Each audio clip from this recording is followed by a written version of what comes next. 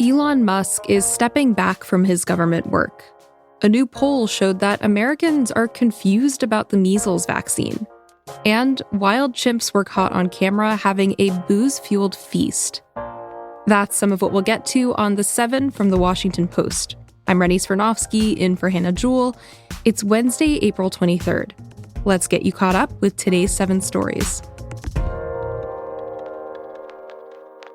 Number 1. Defense Secretary Pete Hegseth is under more pressure over his use of Signal. Hegseth has been facing heavy criticism following reports that he twice shared operational details about military missions via Signal, a commercial messaging app.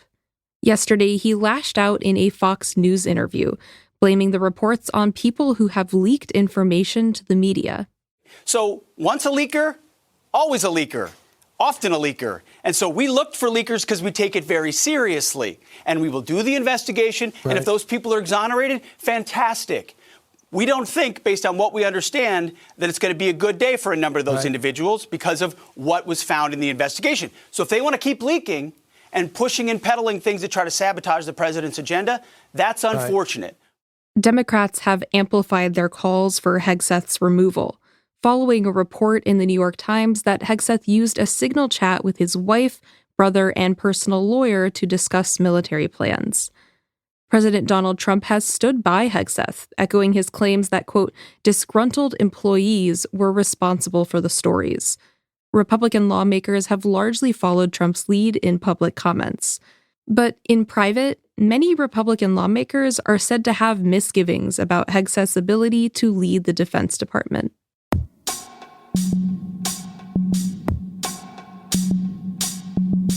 Elon Musk said he will step back from the U.S. DOGE service next month. That's number 2. The billionaire CEO of Tesla has been serving as the figurehead of the Trump administration's efforts to slash federal jobs and spending. But that's come with a reputational hit to Musk and his electric vehicle company. Yesterday, Tesla reported a stunning 71% plunge in profits compared with the first quarter of 2024. And that prompted Musk to assure investors that he will soon be able to focus more of his attention on Tesla. He said his time allocation to DOGE will drop significantly starting next month, but he added that he will probably maintain some involvement with DOGE through the remainder of Trump's second term. Number 3. Trump said he has no intention of firing the Federal Reserve Chairman. In recent weeks, Trump has repeatedly attacked Jerome Powell, the head of the U.S. Central Bank. Trump's attacks have raised speculation that he could move to oust Powell, and that has rattled financial markets.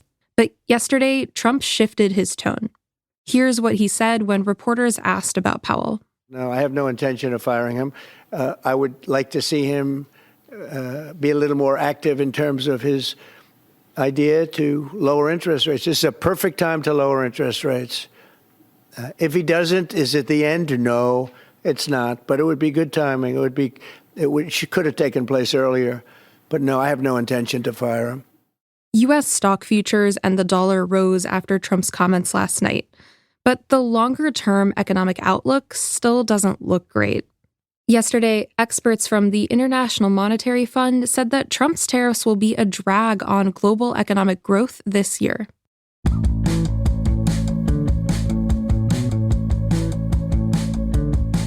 Number 4. A new poll showed that Americans are unsure what to believe about the measles vaccine. This morning, research company KFF released a poll which surveyed U.S. adults about the measles vaccine, and the results are cause for concern. It found that most Americans have encountered false statements about the measles, mumps, and rubella vaccine, and more than half of the surveyed adults expressed uncertainty about whether to believe the false statements. Measles is a highly contagious virus, but misconceptions about it and its vaccine are spreading as cases continue to rise across the country. Prominent false claims suggest that there is a link between autism and the MMR vaccine, that the vaccine is more dangerous than measles itself, and that vitamin A can prevent measles infections. These false claims have been amplified by Health and Human Services Secretary Robert F. Kennedy Jr. Experts warned that the proliferation of measles misinformation will have far-reaching implications.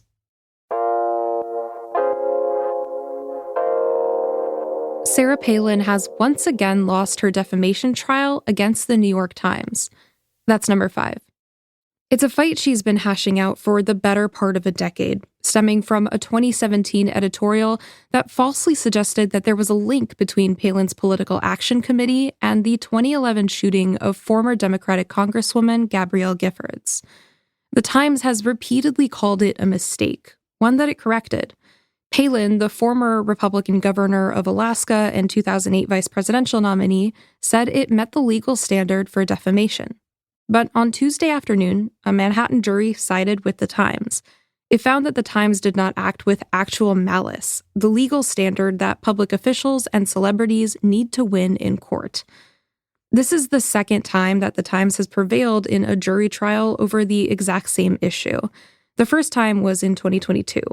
But in that case, an appeals court found that the judge had inadvertently influenced the jury and had improperly excluded certain evidence.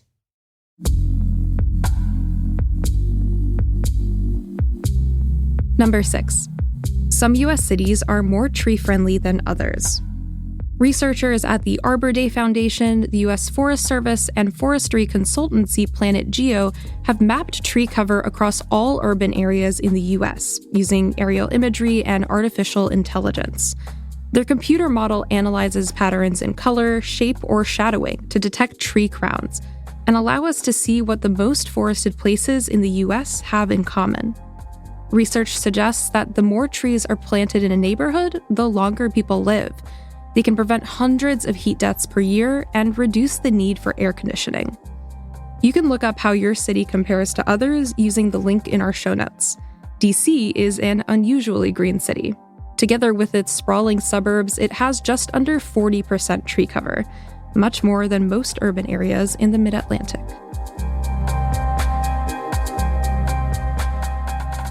And at number 7, wild chimps were caught on camera indulging in boozy fruit. For the first time, chimpanzees have been documented sharing alcoholic foods, opening up the possibility that humans' closest relatives in the animal kingdom could also use booze as a social bonding tool. Using hidden cameras planted in a national park in the West African country of Guinea-Bissau, ecologists at England's University of Exeter recorded wild chimpanzees sharing ethanol-containing breadfruits on 10 occasions. Breadfruit's ABV is low. If a standard beer has an ABV of around 5%, breadfruit's ranges from 0.01 to 0.61%.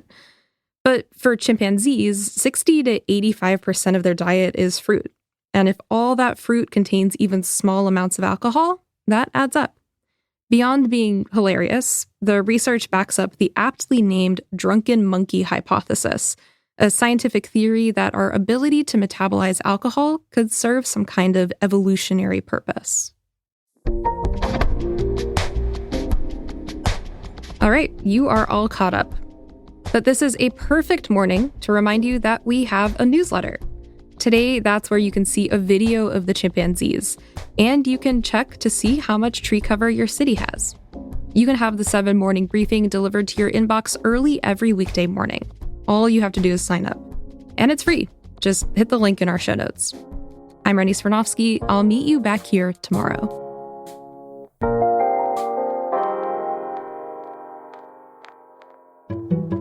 I'm Carol Leonnig. I'm an investigative reporter at The Washington Post. My basic assignment is to help readers understand complex government policies and government officials' claims and figure out if they're getting the true story. We work to expose what's hidden and what powerful people want to keep hidden. We dig deep to reveal what's true. And readers don't have time to do that. Only we can bring to you the reality of how a Medicare program is repeatedly failing. Only we can dig in and figure out that somebody who's nominated for a really important job made up a big part of his resume. Subscriptions support this work. I'm Carol Leonnig, and I'm one of the people behind the Post.